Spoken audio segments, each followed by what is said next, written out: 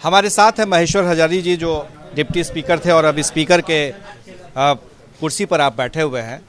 ये कुर्सी पर जो आप बैठे हैं, तो ये कहा जा रहा था कि जब इस्तीफ़ा उन्होंने दिया स्पीकर साहब ने, तो उस वक्त उन्होंने नाम नरेंद्र नारायण यादव का लिया था संचालन के लिए। तो फिर आप कैसे इस कुर्सी पर बैठे?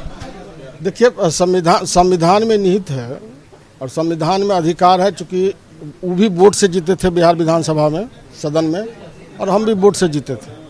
उसमें संविधान में नियम है कि जब ये अध्यक्ष नहीं रहेंगे या अध्यक्ष इस्तीफा दे देंगे तो सारे के सारे अधिकार क्षेत्र उपाध्यक्ष को निहितार्थ हो जाता है।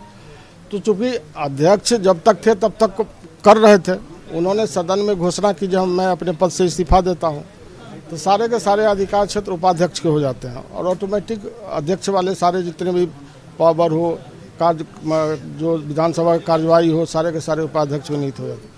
तो जाते जाते उन्होंने यह दिखाने का काम किया, चूँकि मैं दलित समाज से आता हूँ, उन्होंने सामंती विचारधारा को उन्होंने उद्घोषण करके दिखाने का काम किया। जो दलित व्यक्ति इस कुर्सी पर नहीं बैठे, यही विचारधारा उन लोगों की है। जिस तरह से आज देश की स्थिति है, जो प्रजातंत्र है उसकी स्थिति है, और जिस तरह से एक दलित माननीय जो उपाध्यक्ष हैं उस पर भी इसी तरह से बात करके गए, तो मैं समझता हूँ यह सामंतवादी विचारधारा का घोतक है, संविधान के अपमान है।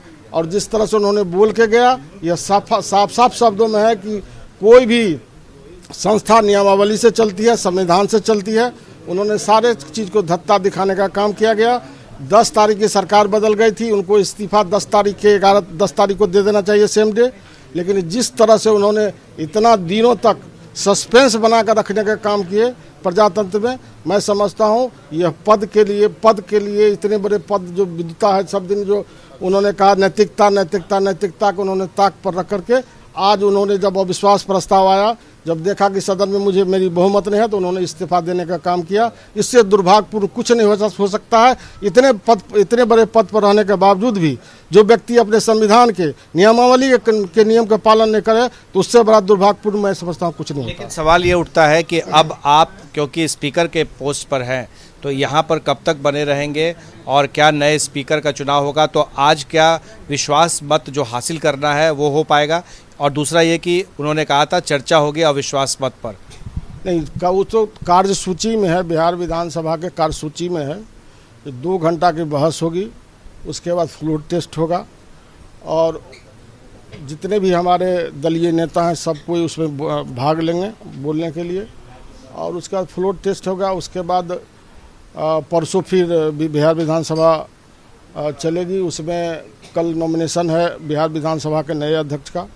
नॉमिनेशन के बाद परसों फिर वोटिंग होगी और फिर उनको निर्वाचित किया जाएगा।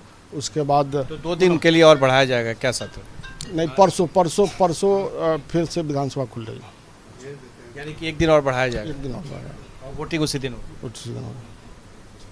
आपने सुना कि बहस और उसके बाद फिर वोटिंग, यानी 1 दिन और बढ़ाया जाएगा सत्र को।